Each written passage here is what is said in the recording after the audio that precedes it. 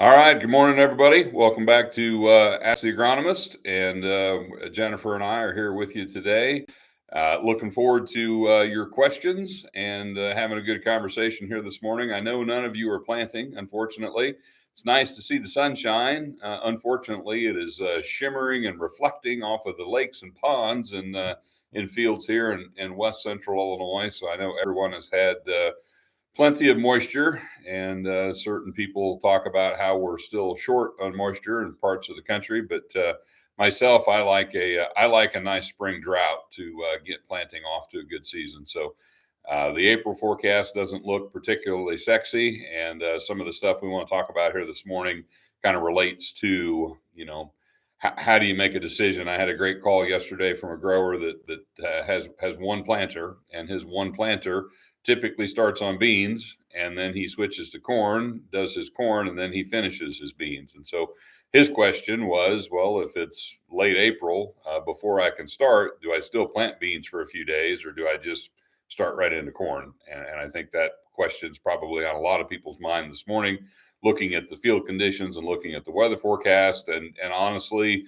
I'm going to give you the old joke agronomy answer. It depends, because it really does depend on what May is like. To be honest, if you're confident that you're going to have a good planting window the first half of May, and you can get started in April, I'd probably still start with beans in a perfect world.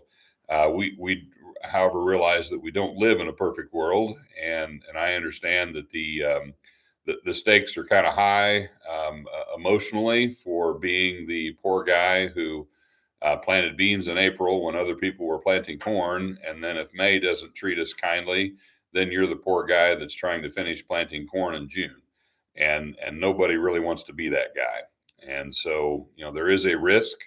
Anytime we plant beans first, that we're going to end up planting corn later than we would want to. Agronomically, it's a fairly easy decision. Soybeans, continually impress us with the response to early planting. And if you have an opportunity to plant corn in mid-May corn is just as good as mid-April corn. We're really not losing much from that mid-May corn planting, but as we slide into late May and certainly into June, corn will typically suffer more than soybeans do. But soybeans, do respond better on the early side than corn does. So trade off there. A lot of second guessing yourself, a lot of hindsight. We all know that Mother Nature has 1,000 ways to make a fool out of us. And those are all difficult decisions that honestly I can tell you agronomically what I think the correct answer is, but the right answer for you is what you want to do, frankly, because there's lots of shades of gray there. And I can't with extreme confidence tell you that, hey, you need to stay on beans until May 1st, or you need to stay on beans until May 5th, or you need to stay on beans until April 29th, because we just don't know what May is going to bring. I don't know what your personal tolerance is for having some later planted corn. And I don't know what your situation is as far as how many acres you've got to cover, and how fast you can get the crop in and those sort of things. So it really comes down to a very personal decision. But agronomically, I would say if you can get started in April, I would probably still start with beans. When the calendar rolls over to May, I'd probably say, hey, we better put our focus on corn, and we'll finish up the beans as quickly as we can after we get the corn in the ground. But that circumstance can vary for everybody. So, Jennifer, I don't know if we've had any questions that have come in related to that. I know some people had texted you some questions, Yeah.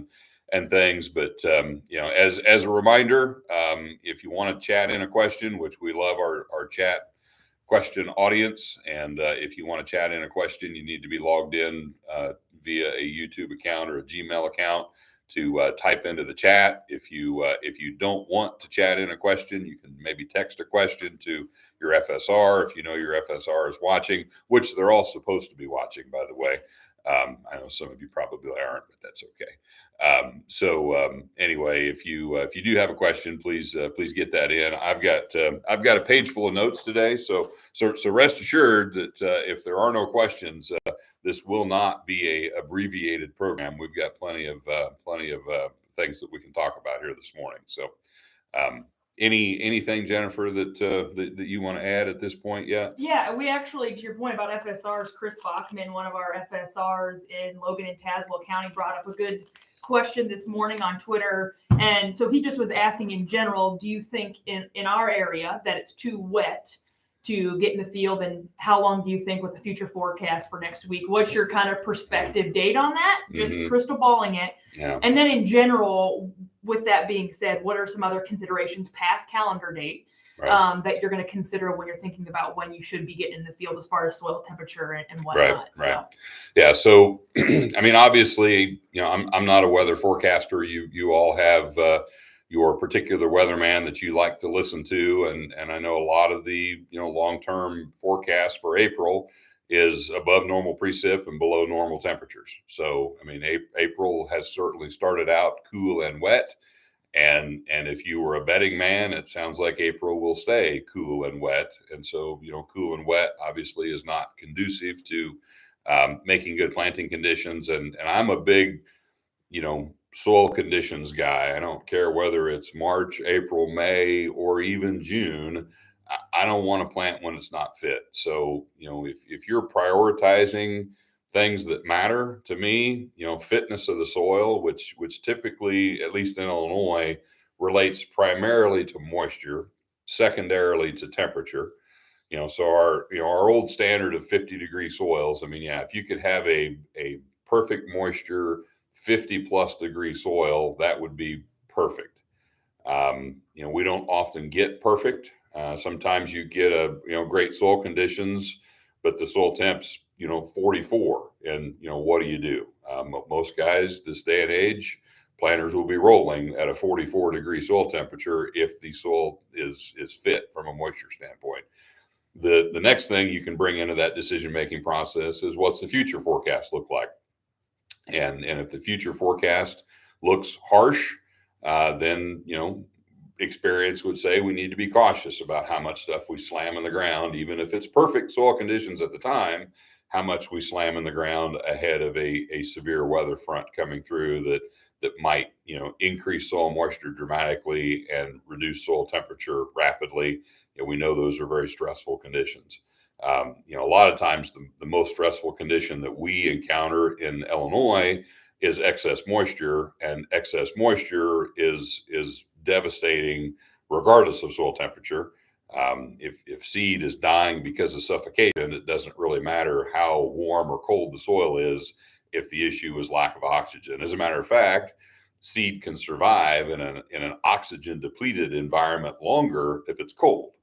So in some cases, if wet, soggy, saturated soil conditions are the problem, that seed dies faster in a warm, soggy soil than it does in a cold, soggy soil. So, you can argue that both ways. And then, the next thing you look at is calendar date. And obviously, as it gets later, our patience wears thinner and we feel more pressured to do things that we maybe shouldn't do. People are more willing to be patient when it's early than when it's late. But I always argue that planting date year in and year out is not the primary driver of yield. Even in soybeans, what happens through the rest of the year is more important than the planting date. All other things being equal, planting date is important, but all of the things are never equal. There are other factors that come along. And so year in and year out, our average planting date doesn't really correlate very well to what the yield of the crop is. With corn, the primary correlation to yield is rainfall in July. With soybeans, rainfall in July and August are important as well. Planting date's probably arguably more important in soybeans than it is in corn. Years like 2019, when we're forced to be late, remind us that we can still raise good crops even planted late. And there's been a lot of talk about how modern genetics, modern hybrids handle stress so much better. Well, one of the things that, causes stress is delayed planting, because typically you're going to be pollinating when it's hotter and drier and more stressful part of the season. Well, if you've got products that handle stress better, maybe you could make the argument that they're not as susceptible to, severe yield loss because of late planting, because what late planting is causing is stress during pollination. And if you can handle stress during pollination better, maybe the downside of late planting is not as big as it used to be. So, arguably, we've probably put as an industry, we've probably put a little too much emphasis sometimes on planting date, and we disregard other things that are more important than planting date because of the pressure we feel to get the crop in the ground. So I would say, do your best to be patient. Look at the soil conditions, look at the soil temperature to a certain extent. Look at the future forecast, look at the calendar date, look at how many acres do I have to plant. So, if you've got 500 acres of crop to get in the ground and you've got equipment to farm 1,500 acres, you can afford to be extremely patient. If you've got 40,000 acres of crop to get in the ground, you probably don't have the luxury of being as patient. So, what works for one person doesn't work for everybody. But just in general, try to plant with good soil conditions. If you can have, good soil temperature and good soil conditions, that's great. If you've got a favorable forecast, that's great. If your forecast looks pretty scary, I'm not necessarily one that's going to say park the planter when the forecast looks scary, but I will say we don't need to be running the planter around the clock and putting in maximum acres if the forecast looks scary. So I do think that we're actually, while we're on this subject, we're working on trying to develop a tool that looks at weather data, that looks at replant data, that looks at emergence problem data that we have internally, and try to make a model that will predict, is this a good day to plant or not? Or is this a higher risk day to plant? I have some of my own personal opinions, and I'm not exactly sure it's worth our time and effort to do this, because I'm not sure any of you are going to care, because I just know, how aggressive we are about planting. And if we've got a model based on data that says that, hey, we've got an elevated risk of stand failure based on this predictive model, are you going to be interested in that, or are you going to plant no matter what? I'm actually interested in having this model to be able to kind of look back in hindsight and identify those. There's always voodoo days every year, what I call them anyway, days that after the fact, we realized that we'd have been better off to be sitting in your chair in your living room, watching some baseball game than planting, because conditions ended up being so horrible. And we've got these little 2 and 3 day windows throughout the spring. Last year we had, the Mother's Day weekend window was a pretty bad window, but there were 2 or 3 other smaller, like a day or two here or there, that stand establishment was very, very, very challenged. And then you've got other windows where, hey, everything that was planted on these 4 days came up just great. And, we never know ahead of time where those days are. After the crop has struggled to get out of the ground, it's easy to see, okay, yeah, here was a 3 day window. We'd have been better off to have done nothing. Here was a 5 day window here where everything was perfect. And, can we get smart enough, good enough to predict when those windows are ahead of time? I don't know. I have my doubts about that, because that requires you to be able to perfectly predict the weather, which we can't do. So we've always got that limitation of we don't exactly know what the weather's going to be. We don't know how cold it's going to get. We don't know how long it's going to be cold. We don't know how much moisture we're going to get. We don't know how oxygen depleted that soil is going to get. And so all of those things are somewhat estimated guesses, when you're building a predictive model. And if the forecast says we're going to get 2.5 inches of rain and we get 3/10, then that's not near as stressful as we were anticipating it would be. And if you chose not to plant on those days, the point I like to make to our people and to farmers and other people, sometimes you hear people talk and it sounds like the only risk is planting. Not planting is a risk as well. So you as a producer have to weigh the risk of, okay, I know the the weather forecast isn't perfect. I know this may be stressful. I know this crop may struggle out of the ground, but you got to weigh which do you feel personally is the lesser of two evils, to let that planter set and not get any crop in the ground during this window, or keep rolling and cross your fingers that you get an acceptable stand out of that. And that's a judgment call that we all have to make, on an annual basis. Years like this kind of make you think about that more, because it feels like right now that we're going to have maybe a lot of those lesser of evils decisions to make. Do you start a couple days earlier than you would like when soil conditions aren't really fit? The neighbor's going, but the neighbor, he's always planting in the mud. You don't want to be that guy. Do you plant beans for a few days before it's truly fit? Beans will handle that better than corn. So that is one strategy. If you want to do some beans before you do corn, it's getting late, you're afraid that maybe you shouldn't be beans, maybe you should focus on corn. But if you get a 2 or 3 day window that it's pretty marginal for corn planting, maybe that's a good time to try to get a few hundred acres of beans in, and then switch to corn when conditions are perfect. Obviously, the risk of waiting for perfect is there are years where perfect never gets here. And if you wait for perfect too long, all of a sudden it's late May, and then you're really frustrated that you waited for perfect. And so those are all judgment calls. Again, any agronomist can tell you what you should do based on certain assumptions that they make. But we don't know if those assumptions are correct until, in hindsight. And obviously, after that, we know what we should have done, but at that point, it's a little late at that point. So lots of unknowns, lots of questions, lots of opinions, lots of theories, and time will tell what was the right approach. So, Lance, we do actually have a question pertaining to that conversation. So, Merle Biddle, one of our regulars here, thank you, Merle, has asked, what is a good source on the web to monitor soil temp? I believe the U of I has a website that I've used in the past, but if you've got anything, Merle, we'll send you some links, and we'll put anything we talk about here in the description after the fact. Yeah, there are a lot of climate networks out there that have, a lot of the government weather stations. Universities have weather stations. There's a Illinois Climate Network of weather stations. Most of them have soil temperature.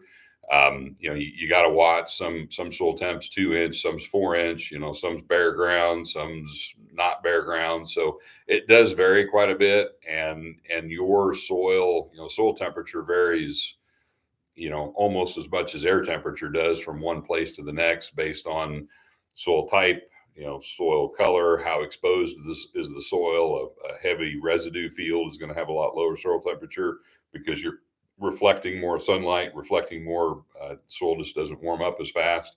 So there are, a lot of good weather stations include soil temperature. So that data is out there. You kind of get a general feel for where is the soil temperature. If you truly want to know, for your field, I'd suggest getting a soil thermometer and just, stick that thing in the ground, and you can test your own soil temperature pretty easily. It doesn't take too long for that soil temperature to register on that thermometer. Soil temperature also varies more than you would expect through the day. And again, it varies more based on, if you've got a clean tilled dark soil, that soil is going to be warmer and it's going to warm up faster versus, a lot of what I farm is lighter timber soil and it's all no-till. So, especially in a, heavy corn residue, like in a no-till bean field, that soil takes a long time to warm up. A dry soil warms up faster than the wet soil. Water is a very, very, very strong buffer. It takes more heat energy to warm water than it does to warm soil. So if you've got a wet, saturated soil, that's going to tend to keep that soil cooler longer than if it's a dry soil. So there's so many factors that influence soil temperature. But there are publicly available weather stations that you can get to online. Don't need a subscription to get soil temperature data. A lot of times U of I will publish, weekly soil temperature data from several stations. So sometimes, like the crop bulletins and things that the universities put out, will have, soil temperature data included in them. So there's lots of different ways you can get that soil temperature information. Probably the harder thing than getting it is deciding what to do with it. Because it's a little bit, to some people, looking at soil temperature is a little bit, I'll say, old fashioned, because so many people these days, they're focused on soil conditions. It doesn't really matter what the calendar date is, and it doesn't really matter what the soil temperature is. If the soil is fit, I'm planting, and that's kind of a I would say kind of a train of thought or a way of thinking that has become more and more prevalent in recent years. And I would have to say, and Chris Callowell reminds me of this every year, because Chris is living in a world where his grower mentality definitely is, if it's fit, I'm planting. Now Chris is a little south of me, so the further south you go, the faster it's going to warm up. And if you're planting in a 38-degree soil in Springfield versus a 38-degree soil in Rockford, pretty good chance that 38-degree soil in Springfield is going to warm up faster than the 38-degree soil in Rockford. So as you go north, you can't necessarily be as cavalier about soil temperature as the guys in central and south central Illinois can be. But I would have to say that I would agree with Chris, and I would agree with his growers that typically, if it's fit when you plant, and the way they define fit would be soil conditions, soil moisture, not soil temperature. If you've got a soil that's at good moisture levels for planting, and you're not, smearing your sidewall, and you're getting your furrow closed, and you're not compacting the hell out of the row with your gauge wheels, and you're not picking up any mud, and it is truly planting nice. That gives you a lot of grace if temperatures are cold. So, there are people out there that really pay no attention to soil temperature anymore. I'm not sure I'm going to go quite that far, but I do give priority for soil moisture conditions over soil temperature conditions.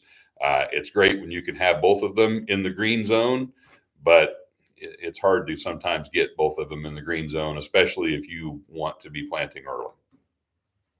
Great.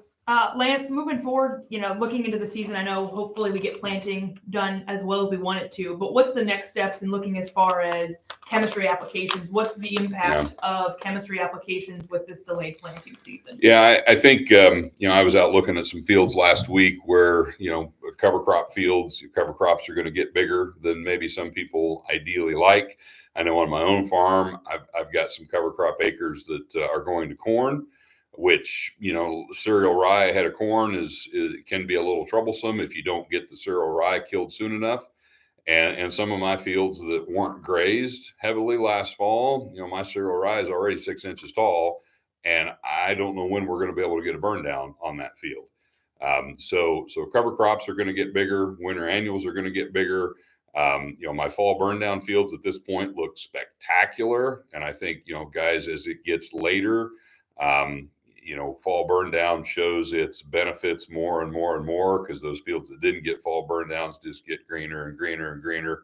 There may have been people that, due to increased cost of burn down products or lack of availability in some cases, were maybe going to try to get by with a non-Roundup burn down or a low rate Roundup burn down. And as our spring is delayed and spring gets longer, things get greener, things get bigger. It takes a stronger burn down. It might take higher rates. So if you've got a plan to, be using, maybe your residual chemistry or your standard chemistry that has some burn down capabilities, and relying on that as your burn down, that might require you to have, small weeds or few weeds out there, when you put that product out. So it may require you to invest in a better burn down if we get delayed to the point where things get really, really woolly. Now, our cool temperatures are, everything's growing slow. Even the winter annuals are growing slow, but winter annuals do grow when it's cold. And so, even though it's going to snow tonight, potentially, winter annuals are still growing on these 40-degree days. they're growing slower than they would if it's a 70-degree day. But those fields are going to green up, and that may be something that we have to contend with. And if you were planning on not needing a spring burn down, a late spring, a wet spring typically means everybody is going to need a spring burn down. So that's just something to be aware of. I also think we start to get nervous about nitrogen if it's a prolonged wet. Now, I'm not worried about nitrogen at this point.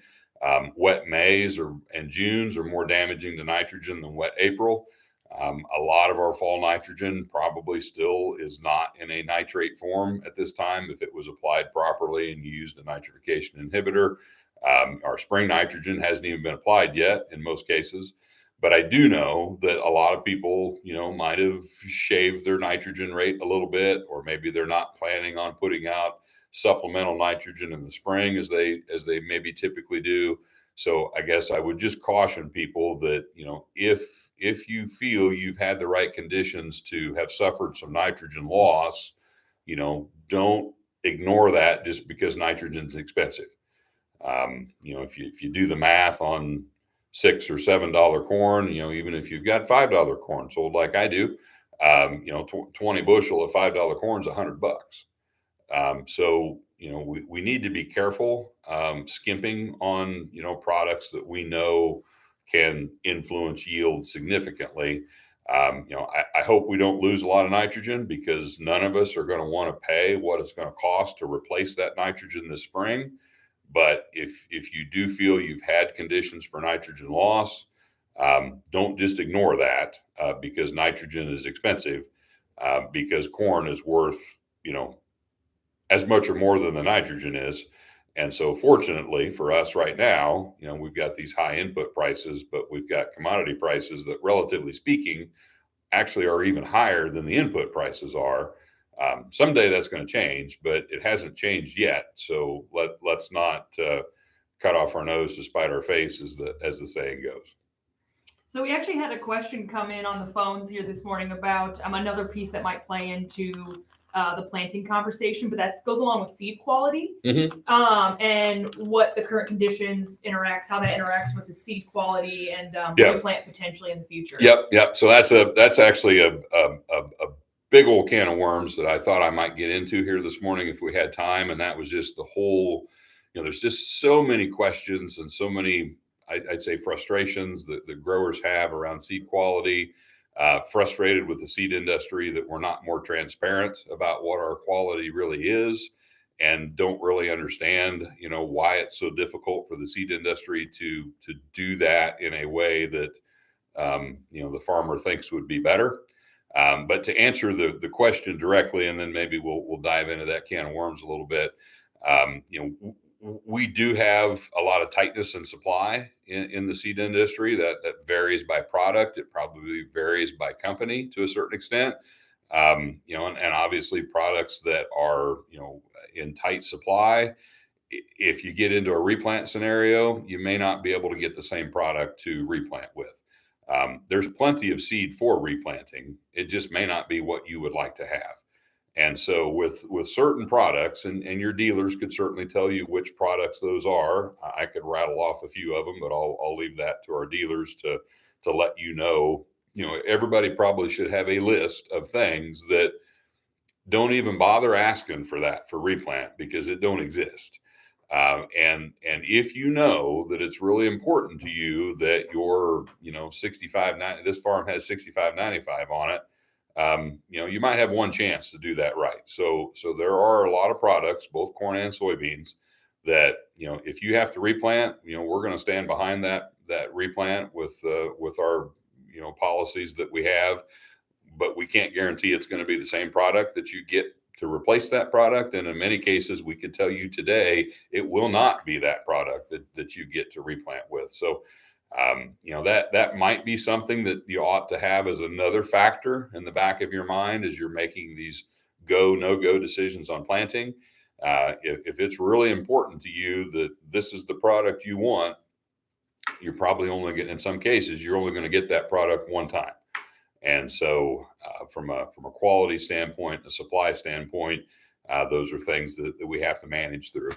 On the greater subject of, how do seed companies make decisions they make around quality, and why aren't we more transparent with things like cold germ scores and things like that? That's a hot topic of conversation.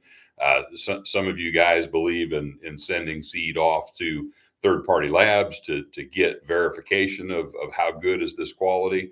We know what the quality is on all the seed that we sell. We intensively test all the seed we sell. The challenge every seed company has is where do you draw the line on what's good enough to sell? And what are the ramifications of moving that line up or down? If you move that line down, that increases your supply. And I've actually had growers, tell me this year, well, you guys ought to, lower your quality standards so you got more supply of stuff, which is, a little strange coming from people who typically want better quality seed, asking for us to sell poorer quality seed so we have more of it. The flip side is true also. If you slide that quality line, up, that means you've got less supply to sell. And we actually made a decision as DeKalb in the last year that we want to have, the absolute best quality in the industry going in the ground. We feel that in recent years that maybe we've had product that was out that, could have been better. And so we actually have raised the bar on our minimum quality standards of what we're willing to put out in the marketplace. And that has contributed to some of the supply tightness that we've got because we discarded seed that a year ago we would have sold. The struggle that any company has and where you draw that line is, everybody has their own internal quality standards. This is another thing that frustrates you as farmers. You can't necessarily compare one company's cold germ score to another one because everybody's got different tests. There is an industry standard warm germ test that everybody's doing the same warm germ test.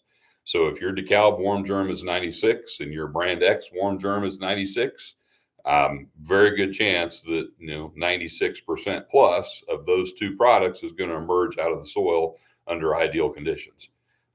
If somebody else's cold germ score is 83 and ours is 87, you can't compare 83 to 87 because the tests were different. And you don't really know. And every company is going to tell you they've got the best quality in the industry. Everybody's going to tell you they got the best testing protocol in the industry. Everybody's going to tell you they've got the most rigorous test in the industry. You don't really know, and I don't really know how one test compares to another.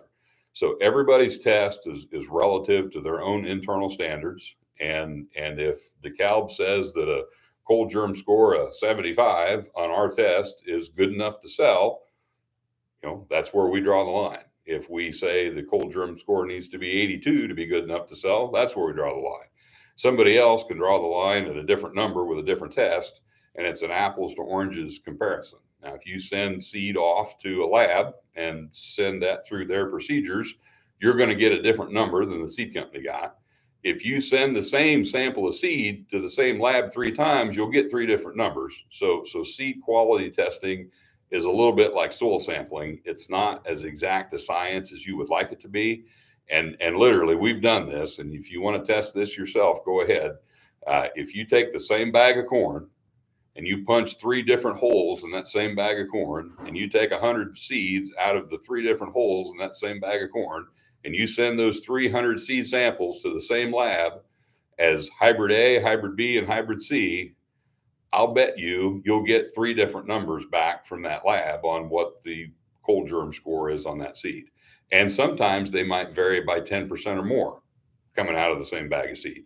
So you got to take those results with a grain of salt. Seed companies do the same thing when they're looking at their internal test standards, and they got to make a judgment call. I will tell you, and this is something that would surprise people, I think, the correlation between do we see a replant and what was the initial quality of the seed is not very good, to be honest with you. There's a lot of marginal quality seed that comes up just fine. And there's a lot of stuff that's the best we had that gets replanted every year because the problems with emergence many times don't have anything to do with the quality of the seed. If we're too wet and too cold and too miserable and too nasty for too long, it doesn't matter how good the seed was, you're going to have an emergence problem.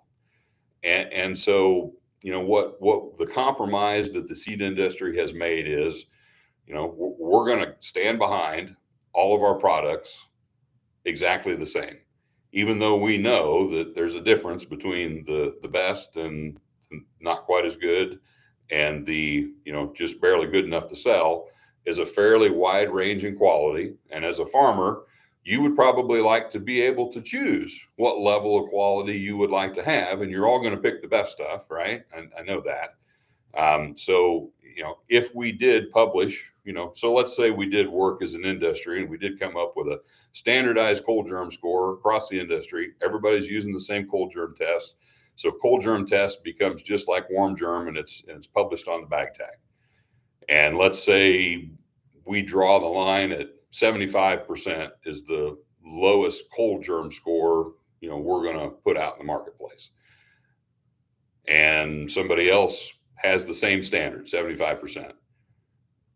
What are you going to do? You're going to walk through your dealer's warehouse and you're going to be looking for the stuff that's got a warm germ of 88. You're not going to want the stuff that's got a cold germ of 88. You're not going to want the stuff that's got a cold germ of 75. So how do we fix that? Well, we could do differential pricing on quality. So if you think about, and Jennifer's making a face there like, oh my God, that sounds horrible. And here's the reason that would be horrible is right now today, you worry about, let's say, all the things you choose hybrids based on. So you choose hybrids based on the hybrid. Then what's the next thing you care about? Maybe grade size. And then maybe bag weight. And let's say we throw in this last one, we give you the option to choose based on quality. So as you may or may not know, it's not an easy thing to harvest a crop in September, get it dried, shelled, conditioned, bagged, tested, and delivered to you by March 30th when you want to start planting corn. So we've got a fairly narrow window of time to do an awful lot of work. Could we do more work in a shorter period of time if we had more people, more plants, more equipment, more trucks? Absolutely. What's that take? More dollars. Where do those dollars go? They get passed along to you in the price of the seed. So a lot of this stuff, you got to be a little bit careful what you wish for. So right now, today, you have a choice of hybrid. You have a choice of grade size. You somewhat have a choice in bag weight. But as many of you painfully know, sometimes it's hard to get the hybrid you want. It's often hard to get the grade size you want. Sometimes it feels like it's impossible to get the bag weight that you want. And if we add a fourth variable in here of, quality, my goodness, it's going to get really, really, really difficult to manage. And right now, and if you think about it from our dealer's perspective, and I'm sure Jennifer's head's kind of spinning here thinking about, oh my goodness, right now I've got these hybrids at different price points. How would I manage having 3 different price points on the same hybrid? That would be god awful. And you just can't, you can't get anything for free. You'd like to be able to, but it's just really difficult. And everything we do to do this better takes more time, takes more money, takes more effort, takes more people, takes more equipment. It just gets more and more and more difficult. And the industry has not really figured out a good, equitable, manageable, logistically feasible way to address this quality piece any better than we are today. And the way we're addressing it today is, we put good product out in the marketplace. Everything we put out in the marketplace, we're confident it's going to give you a good stand. When it doesn't, we stand behind it. And we treat every bag the same. Doesn't matter whether it was the worst bag of corn we sold or the best bag of corn we sold, they both have the same guarantee behind them. And that's really the compromise way that every seed company really manages, how they manage their quality. Could we raise the bar on quality? Absolutely. Would that make replants go away? Absolutely not. And a lot of people talk about, if you get your seed tested by a third party. So let's say you do that. And it's not, it's not god awful expensive to do. It's kind of a pain in the butt to take samples and ship them, but there's people that do it, people that swear by it. So let's say when it comes back, let's say you've got 5 hybrids, A, B, C, D, and E. And let's say you get cold germs of 87, 82, 78, 89, and 64. And you will see numbers lower than that sometimes when you send stuff off. So what some people would tell you to do is save this hybrid for good planting conditions. And you would say this one and this one would be, plant if you're expecting harsher conditions. So what happens if you go to a lot of effort to do that? And I know this happened to people last year. They had hybrids that either genetically were slower emerging hybrids, and we haven't even talked about that. So that's the other piece of this is it quality or is it genetics that cause slow emergence and those interaction between those two? So if you've got a hybrid that is either a little weak on quality or a little slow genetically, and you save it till May, and then May ends up being the worst planting window you have, which is what's happened the last 2 or 3 years for a lot of people, you just really shot yourself in the foot. You went to a lot of extra effort and got really no benefit from it. And if you take the very best seed you've got in the barn and put it in the ground in the very worst conditions, you may lose it anyway, regardless of the fact that it was the best seed. So I don't personally believe that doing any of this is really worth the effort that it takes to do it. If you disagree, that's okay. You can continue to do it. What we really discourage people from doing is refusing to plant the one that is the lowest, because somebody's got to plant that corn. We're not going to throw it away. And if we have to throw away more stuff, that just drives up the cost of what we're selling. So a lot of this stuff, I do think that, there are things we could do that I think farmers would like. But I'm afraid that if we did everything that farmers would like, by the time we got all done, you wouldn't like what we did, and you'd actually miss the way we used to do it. That's just my personal opinion. And that's kind of the sentiments of the seed industry as a whole. And that's why the seed industry has not moved in the direction that farmers continue to demand. And that is, be more transparent with your cold germ scores. Tell me what it is. I want to know. And that's just really, really, really difficult for the seed industry as a whole to get their head wrapped around. How can we do that in a way that would be fair, equitable, and manageable, and still be affordable, by the time we get done? Because a lot of this stuff could drive significant, if you have to throw away 20% more of your seed, or you have to spend an extra 2 weeks during that really tight timeline getting additional testing done, or you try to come up with some complicated system where you've got differential pricing based on quality, all of that stuff just adds incredible logistical complexity into an already imperfect system that already can have its challenges as it is. And the more complicated we make it, the more challenges are going to occur.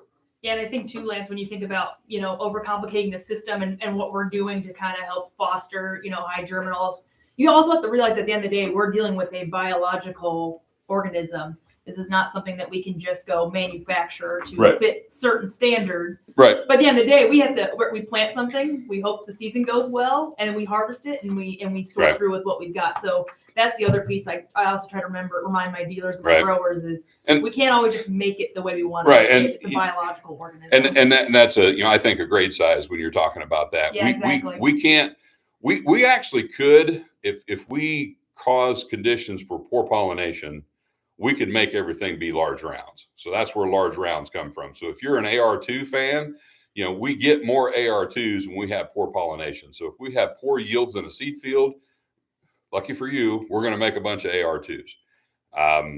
If we have really good yields in a seed field, which means you've got a nice ear with a lot of kernels on it that pollinated well, you're going to get more small flats.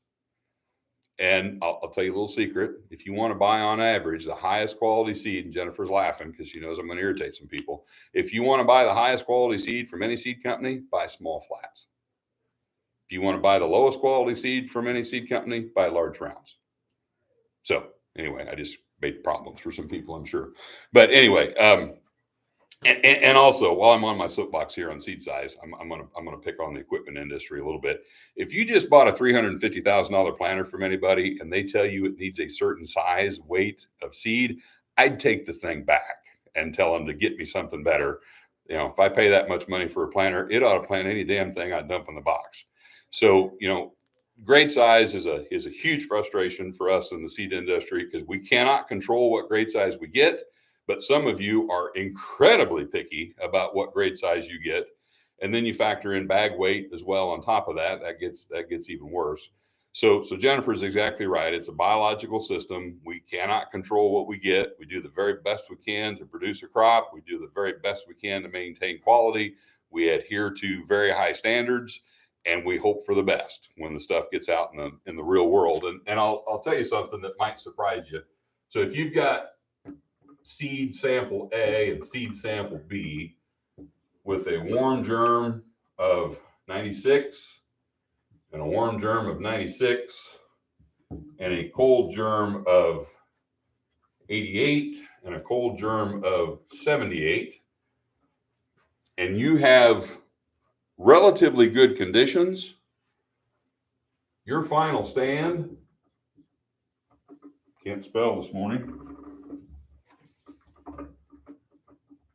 your percent emergence under good conditions will be the same. If your percent emergence and your uniformity emergence is the same, your yield's going to be the same. Where these two samples will start to diverge is if you get challenging conditions. So let's say you have moderately challenging conditions, then you're going to have an advantage for the sample that had the better cold germ score. So I did that backwards. So I'm going to put a plus here and take one away, one of those, because this one did have the stronger cold germ score. If it's, and I'm probably, let me need to move my screen here. If it's really bad,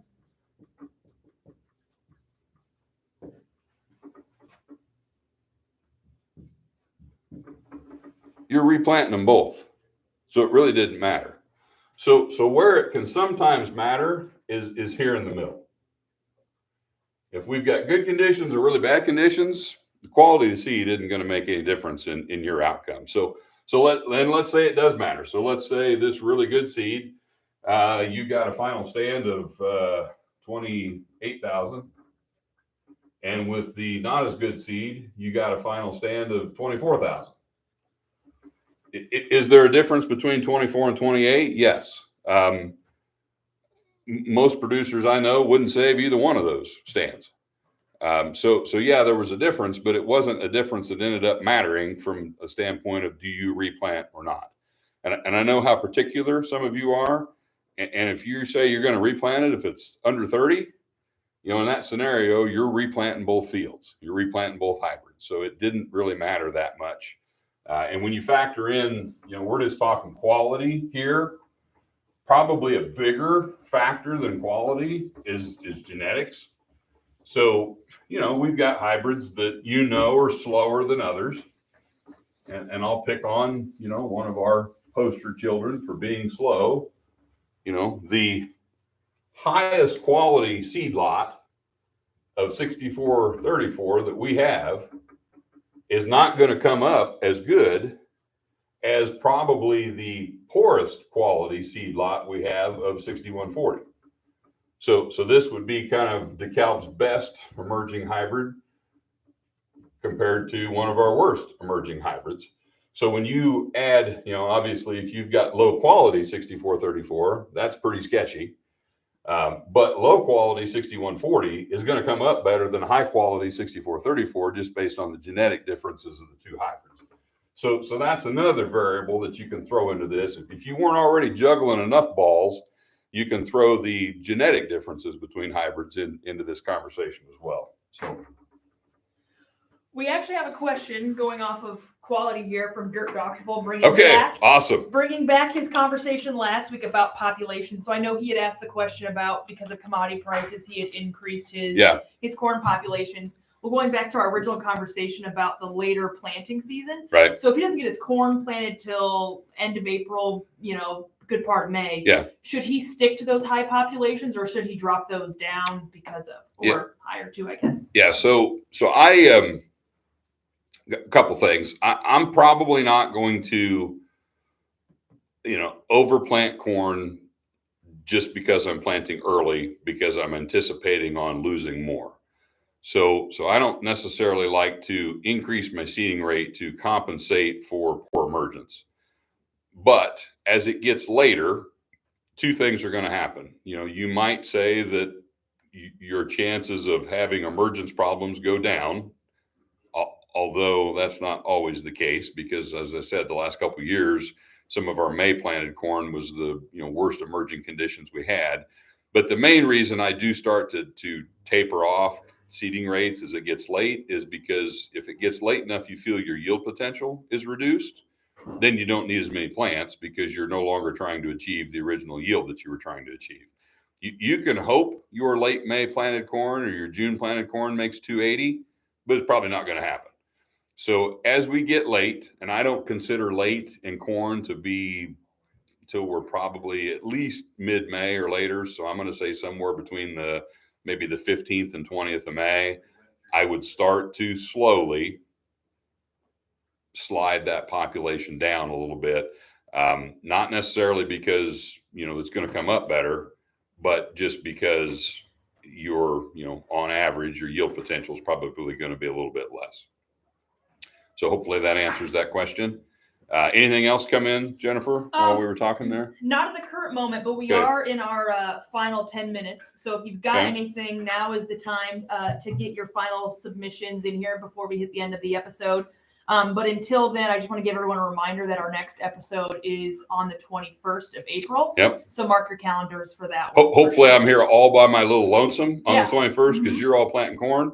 If you've got auto steer, maybe you can, watch from the tractor while you're planting. But you'll have to be your own production team as well, Lance, because Admin and I'll be out in the field putting plots. Yeah. So it might be the next Ask the Agronomist. Hopefully, will be a little rough because we're all going to be busy. But we did not cancel last year during planting and harvest. So our plans are to keep our regular cadence.